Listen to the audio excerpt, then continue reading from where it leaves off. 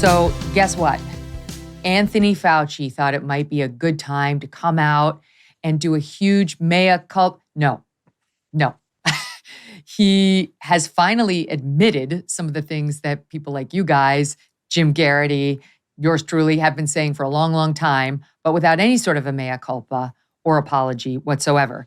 He gave an interview to David Wallace Wells, who's been on this program several times, of the New York Times, and was as close to a voice of reason at the New York Times as you were going to get during the COVID pandemic. I mean, he wasn't exactly like Garrity, but he wasn't like a Purva Mandavelli, their lunatic reporter who kept getting facts wrong every day either.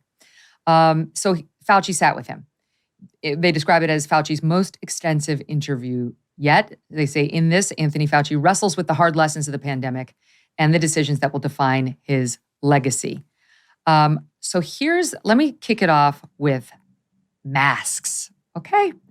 Fauci admits in this article, hold on, I had it right here, now I'm looking for it. Sorry guys. My papers are all over the place today. I'm so disorganized. He basically admits that paper masks don't work and that the N95s, well, here it is, I found it. Wallace Wells asks about whether they work, and a study from Bangladesh, in places where mask use tripled, positive test results were reduced by less than 10%. So he says, I'm somebody who doesn't think that masks work, but we have a study like that, so what's the story? And Fauci says, it's a good point in general, but I disagree with your premise a bit. From a broad public health standpoint, at the population level, masks work at the margins, maybe 10%. I'm going to tell you what he said next, but I want to repeat. From a broad public health standpoint, that's what he was supposed to be overseeing. At the population level, again, same, masks work at the margins, maybe 10%. Then he goes on to qualify, but for an individual who religiously wears a mask, a well-fitted KN95 or N95, it's not at the margin. It really does work. Just in case you forgot, I know neither of you guys did, here's what Fauci was saying. These sound bites are from 2021, 2022. Over the course of every variant, nothing would have distinguished these positions as, oh, well, that made sense. No, this is what Fauci was saying throughout the course of the pandemic. He and Walensky's in here too.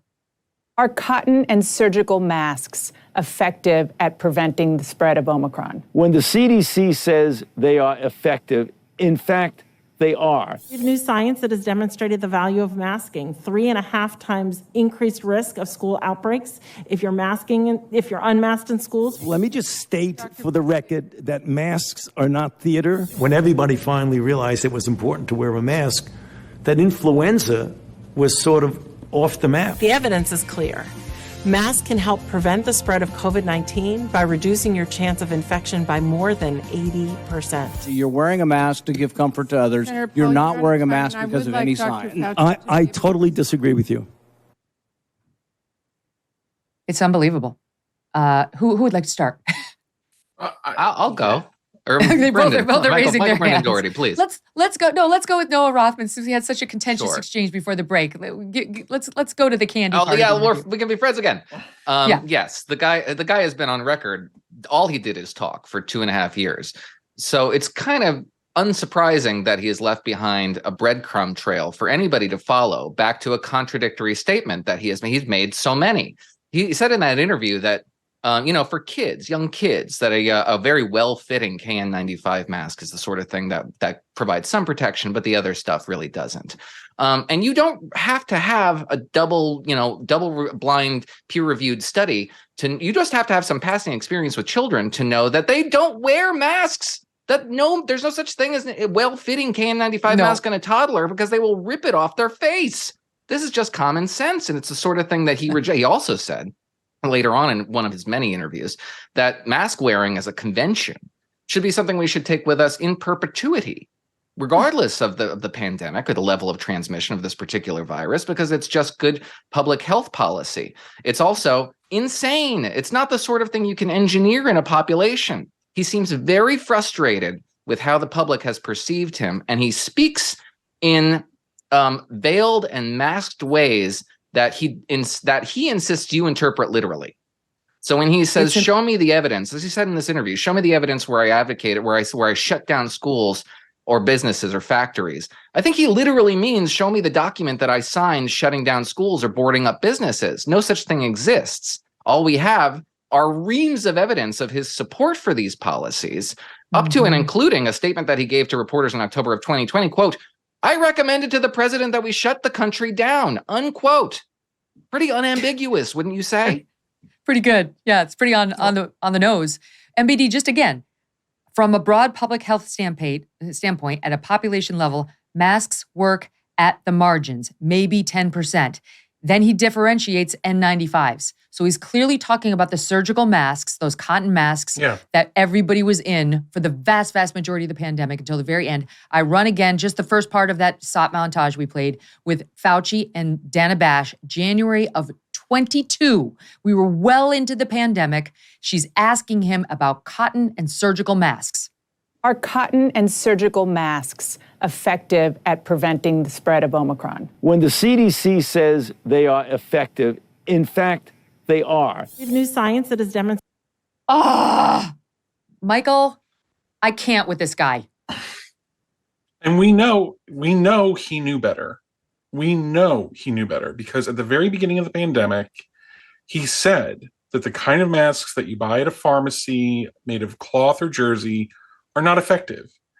We knew they would not be effective the moment we knew that COVID-19 was airborne, that it was not about droplets, right? That if you inhaled a cigarette smoke, put on the cloth mask that most people wore, and exhaled, the smoke just flies out, just like the virus would.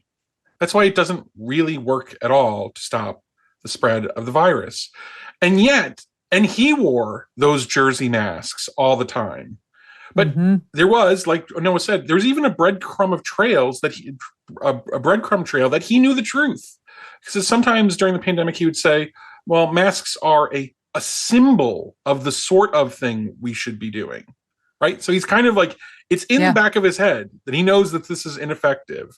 And yet, it was a policy inflicted on everyone, including children, who didn't spread the virus as efficiently as adults and who didn't suffer from the virus as much as adults, or hardly at all, but they suffered from the mask mandates. If you went into any preschool with 3 and 4-year-olds that were in masks for 2 years, you saw kids drooling into those masks with rashes on their faces.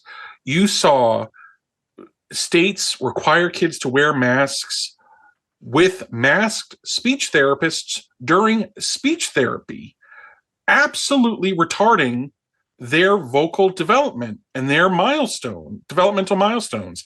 This was exactly the policy that the European CDC warned against when it said that you shouldn't be masking children under 6 or 5 years old because it can cause distress or developmental delays or other socialization problems. People know that is true, and Fauci knew that was true, and yet would not contradict and in fact reinforce CDC's recommendations for childhood masking for over 2 years, doing incalculable harm to young people, especially. And that is what is so outrageous about him.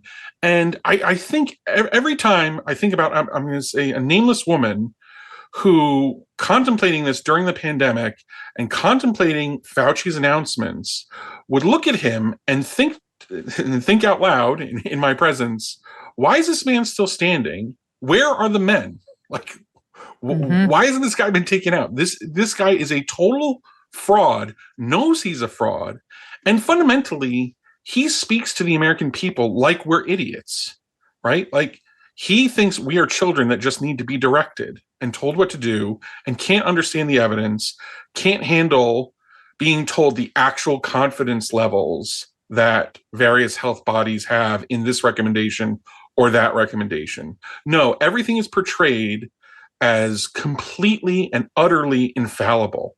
when it comes from Fauci. I am the science, he said. Mm-hmm. So, he basically does not respect the fact that the United States is made up of free citizens who are self-governing, and he is supposed to be their servant. He is a public servant, an employee, and yet he acts instead like a dictator. Like many people, I am eating healthier, and that's why I love good olive oil. And by good, I mean fresh. Olive oil packs the most flavor and healthiest nutrients when it's fresh from the farm. And that's the problem with the supermarket olive oils. They're not fresh. They can sit on the shelf for many, many months, growing stale. That's why I like my olive oil direct from small, award-winning farms, thanks to a guy named TJ Robinson, also known as the Olive Oil Hunter.